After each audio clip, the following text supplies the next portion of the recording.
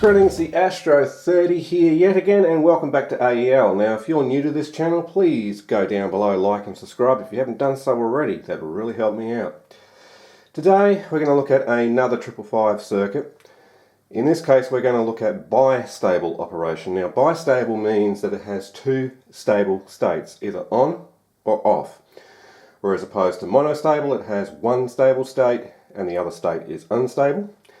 And astable meaning both states are unstable, or it's an oscillator.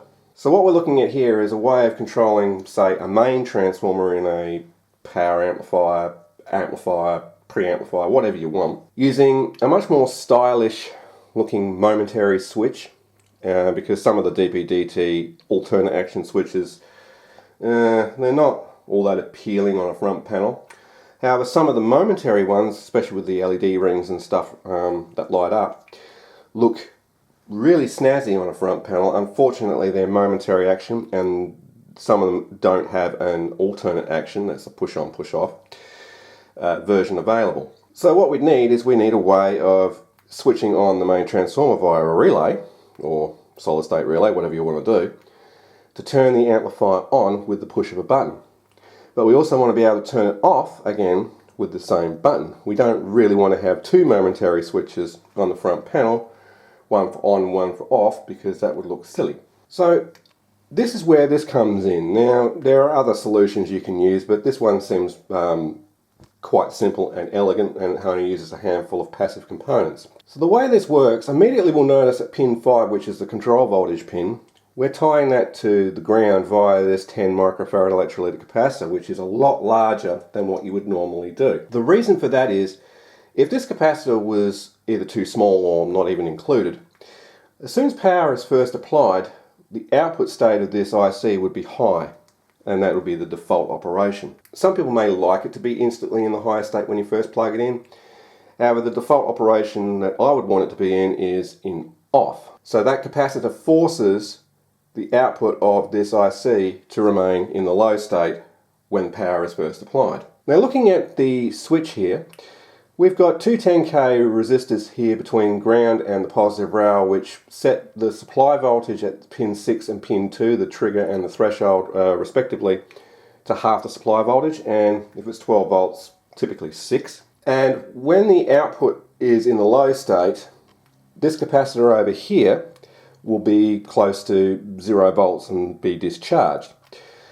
As soon as we push the switch, we are applying a 0 volt signal temporarily to pin 6 and 2, which then in turn changes the internal flip-flop to actually make the output high. And once the output is high, it will stay in that state, and the capacitor over here now will charge through this 100k resistor and keep it charged.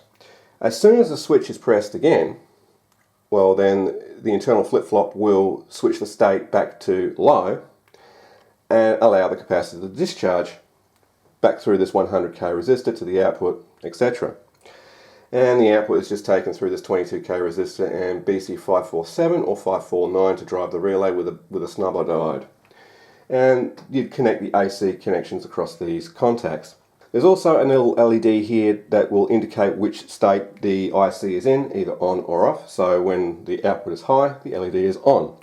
When the output is low, the LED is off.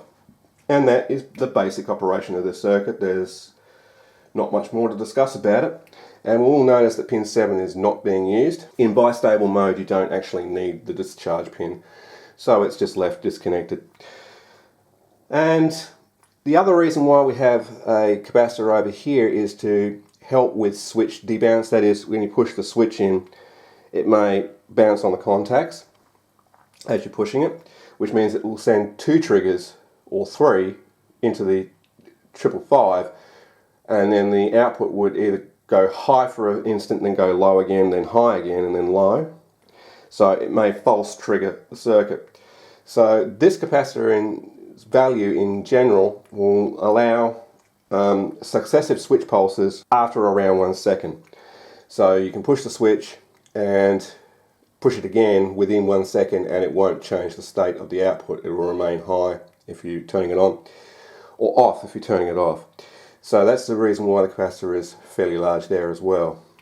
And that's the basic operation of the circuit. Let's actually now look at the breadboard and see how it operates. Right, so there's the circuit breadboarded up there. Ignore this potentiometer, I was testing something else on the same board. It's not actually part of the circuit. So I've got an LED over here to indicate the state. This little fly wire is my switch between that and pin 6 and 2. And to make the switch work, this is the 10 microfarad capacitor and 100k resistor that go to pin, well, don't go anywhere, but are in between the switch and pin 6 and 2. So I'll just touch this lead to the leg of the capacitor there to make the circuit turn on. So first I'm going to turn the power supply on, and I'm set at 12.3 volts, and immediately we can see the LED is not even glowing. So if I now take my switch lead and touch the capacitor leg, the LED comes on. I've also got a relay connected to it off camera here, and if we touch it again, it turns off. So if I touch it and hold it, well, nothing happens, it stays in the one state. And if I continue to touch it, nothing happens. If I wait a second, it turns off. So when I touch the capacitor, we're bringing pin 6 and 2 to almost close to 0 volts. It changes state to high on the output. As soon as we touch the capacitor again, we're now applying the VCC, or plus 12 volts, to pin 6 and 2. It now switches back into the other state, which is off. And that's it. Isn't that neat? And that was the whole entire purpose. And that's the end of this video. Thank you for watching. No, it's not the end of the video. What do we do with this circuit now? Well, we invite my mum over for a party. We make a PCB. And that's exactly what I've gone ahead and done. Now, this has already had its Gerber outputted and uploaded to PCBWay ready for manufacture.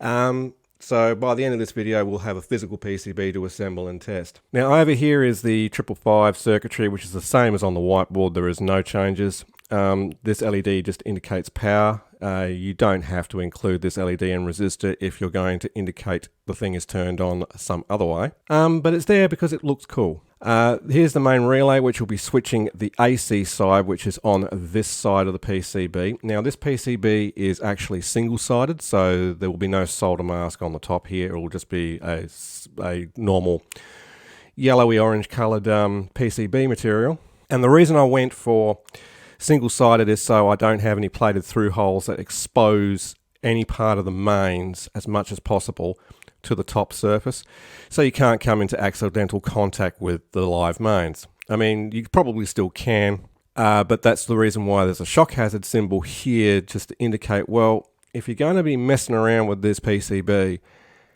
adhere to, you know, basic electrical safety and don't come into contact with parts of the circuit that you're not supposed to. And if you do, well, that's on you. So the live and neutral from the line come into here. It then goes through this fuse, which is 500 mA, fast blow, out to this connector, which connects to the neutral over here, but to the fuse on the live, and that goes to the second transformer that powers this circuit, which is going to have a 9 volt AC secondary. And in the case of this one, I've made it for 4.5, center tap 4.5. That's really irrelevant. So the 0 and the 9 volt parts of the winding would go between these two outer pins. And after it's rectified by this little button rectifier, W04, and smoothed by this 1000 microfarad 16 volt filter capacitor here, we end up with roughly 12.6 volts of VCC. So when this relay is off, well, live comes in, it also goes through fuse 1, which is not marked as to its value because you choose the fuse size and type for the transformer that you're switching. And that's where the power stops. It doesn't go any further until the circuit is turned on. Then the live will go through the contacts of the relay here, which I've put on the normally open side of the switch, and then come out the common, and then go off through this capacitor between that and neutral, out this connection point live here, which goes to the main transformer. And the reason why I have made the mains come into the normally open side of the switch rather than the common is so I don't want, when the switch is in the default state, which is off, I don't want AC mains here. So if we look at the bottom of the PCB, again, I've got a shock hazard warning on the bottom, and I also got, look mum, no link wires, and also disconnect from mains before servicing. Now the reason why it says look mum, no link wires, because it was a challenge for me to route this PCB using only single-sided without using any link wires, and I was successful in doing it. It's just where you place your components and how the routes will go through said components. It's like coming from pin 2 back to pin 6 over here, so I had to like run the route from pin 6 out all the way around the houses back to pin 2. But it works. And yeah, so the solder mask will be blue on the bottom, and it will just be blank on top with the silk screen. And that's the PCB. So in the next piece of this video, we should actually be looking at a physical PCB. Yay! Today I'm going to be looking at assembling a new PCB that I've just had delivered. Now, it does have an X and a wrong written on this, and I'll explain why in just a second. So I've gone ahead and made a PCB for it, and I've also ordered some parts for it, which haven't arrived yet, but hopefully they'll arrive either today or tomorrow. Now the reason why this is written wrong on here is because where the relay is here, I've actually routed the contacts incorrectly. So I've actually routed the switching part from the mains on the normally closed part of the relay, which is not going to work because when the circuit turns on and the relay turns on, the mains is going to be disconnected. So these are practically completely useless, so enter the new ones, revision B. So this is the second version of that PCB, which has now been routed correctly. And I only noticed it was routed incorrectly when it was like a day or two before the last lot of PCBs arrived, which was annoying. So I'll get the PCB bag open if I can.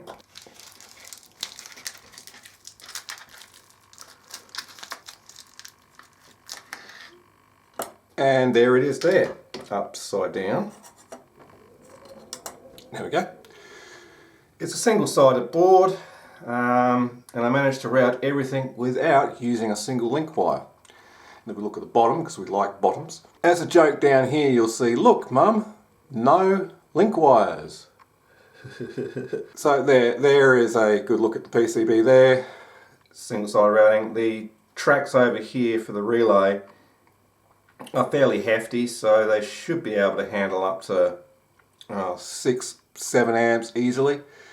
Now if you were to run anything other, like this is for switching a mains transformer, if you would use a mains transformer that's above 300 VA, then a soft start circuit after this switch would be advisable, just to limit the inrush current going through this relay circuit here.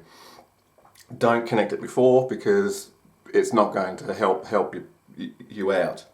Now, this requires a separate 9-volt transformer which is connected to the mains all the time. So it'll be drawing current even when the circuit is off. Probably no more than about 7 milliamps, which is fine.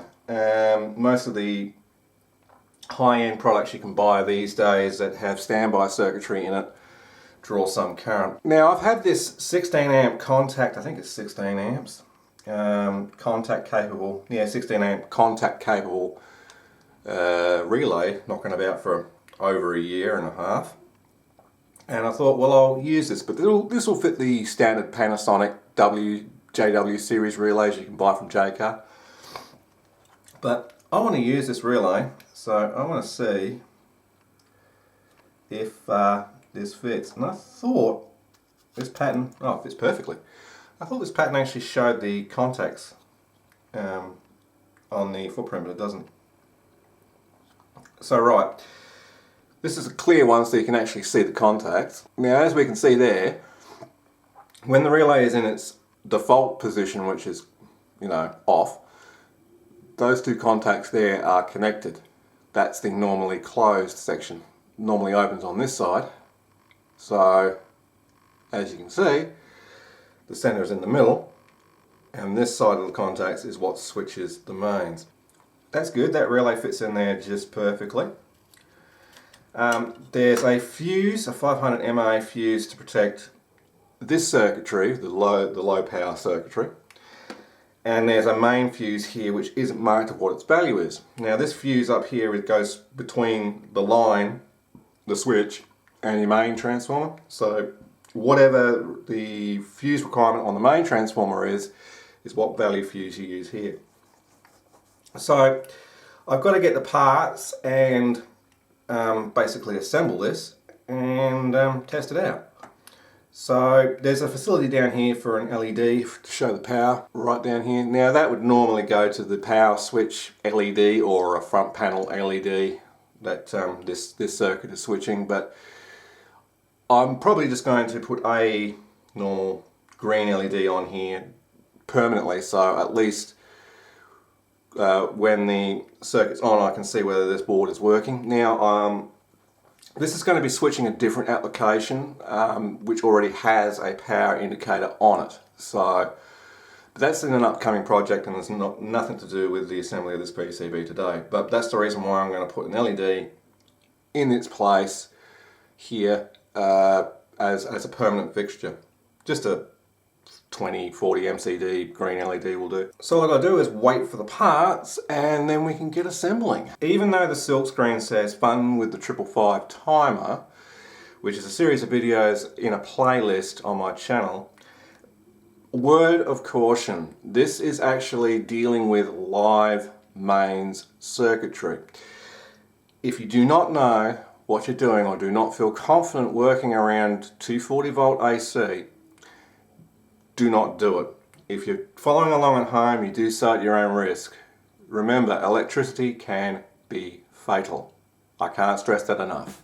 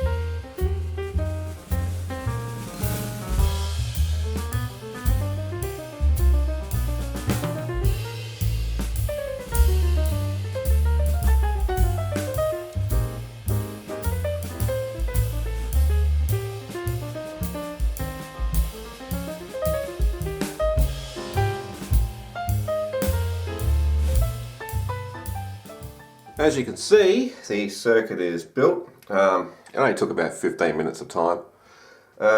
You'll notice I've got two fly wires here where the J2 connector for the transformer secondary normally would connect. Now that's because I'm going to test this on DC initially, because that's much safer than having, you know, live AC just running around here. And just check that the basic operation of the circuit works, like it turns on, it turns off, and we have continuity from the live connection here, and the output connection here. So I've got a DC power supply set to roughly 12.7 volts, and once I find excuse me, my power wires, it doesn't really matter which way around this is connected because it's going through a bridge rectifier. So the thing is connected. I'll turn the supply on. Nothing happened. Hey, it is on. And we've got a green LED. And that actually looks quite nice on the board like that. Anyway, let's see if it turns off. It does, and the debound circuit is working. I can sit there and hold it all day, it's not going to do anything. Let it go for a second. Same thing, I can sit there and hold it all day, it's not going to do anything. Alright, so what I'm going to do is I'm going to pop a fuse, any old fuse. This is a 3.15 amp. It's not the one that's going to be used in the end, but just going to pop it in there. And I'm going to check for continuity on the live connection from its input to its output. Once I can find my meter leads. Excuse me. On the continuity. Alright, so from live to live, it's open when it's off. From live to live when it's on, we have continuity, and we will have continuity on the neutral as well. Which is good, that's the desired operation. Now I turn it off. I mean, the neutral connection is connected permanently, so that's always going to be continuous. So we'll just check from neutral to this second transformer connection. Yes, there's continuity. And even with the circuit off, we should have the live over here constant, which we do. So the circuit is working. One thing about these fuse holders is you really should probably use insulated fuse holders, but considering this isn't a unit and there is a shock hazard symbol, honestly, really you should not be sticking your fingers in here around when the circuit is operating or plugged into the mains, because, yeah, well, it's a shock hazard. But technically speaking, for safety, you should really use insulated fuse holders, and they will just fit there. Now, what I can do now is I can pop these wires out, pop the actual three-way connector in for the secondary, and I might, to conclude this video, test it on its own transformer. Now this is a 150 mA center tapped 9 volt transformer, so it's 4.5, 0, 4.5. It's a sonar and it's catalogue number MM2017 from Jaycar, and it's only a tiny little thing, and I mean 150 mA should be perfectly fine for this circuit. The relay itself is not going to draw any more than about 40 mA. Oh, excuse me, when it's powered up. So if I just sort out the wiring, so I'm going to probably crimp some connectors onto these.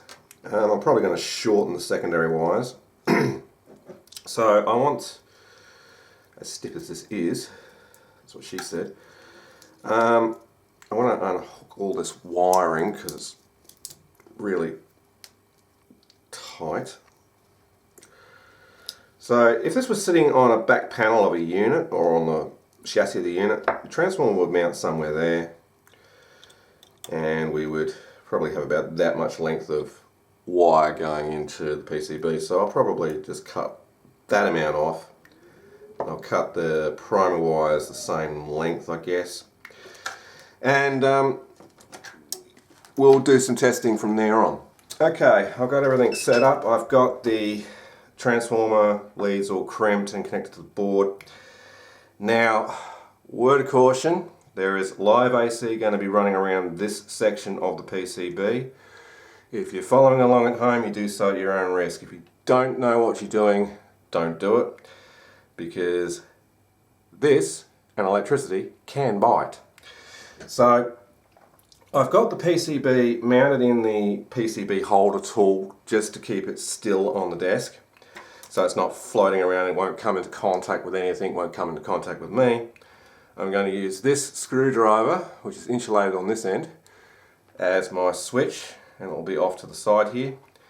I've got the AC coming in through insulated spade terminals, going to a terminal block into a power lead, which is connected to my dim bulb over here.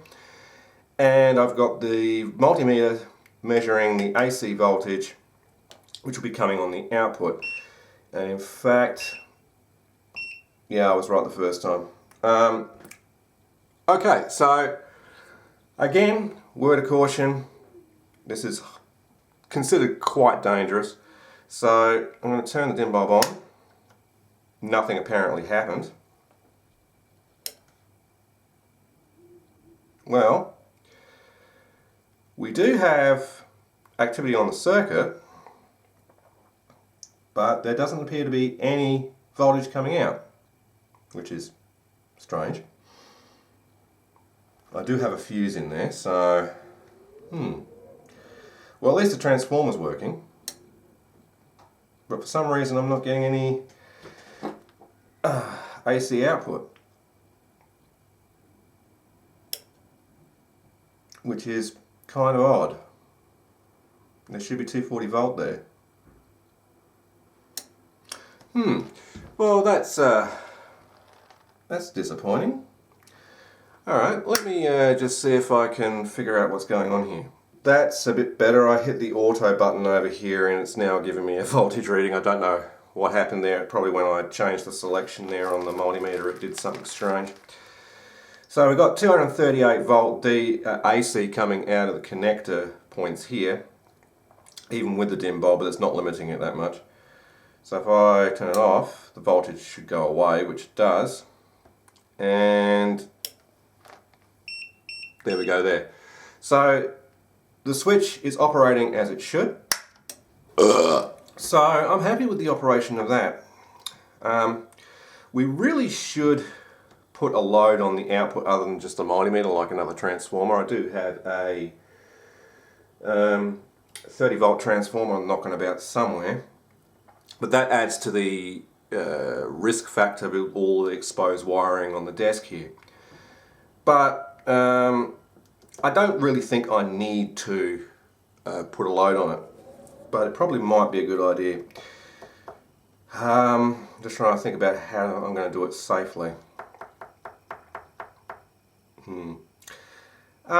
Give me a minute. Alright, this setup is highly suspect. I've got a mains transformer here. The primary winding wires are over here, just sitting at the back of the bench, desk, what do you want to call it, out of my way so I don't come into contact with it. With a pair of side cutters sitting on the neutral wire just to help separate the active and the neutral. Nothing is coming into contact with each other.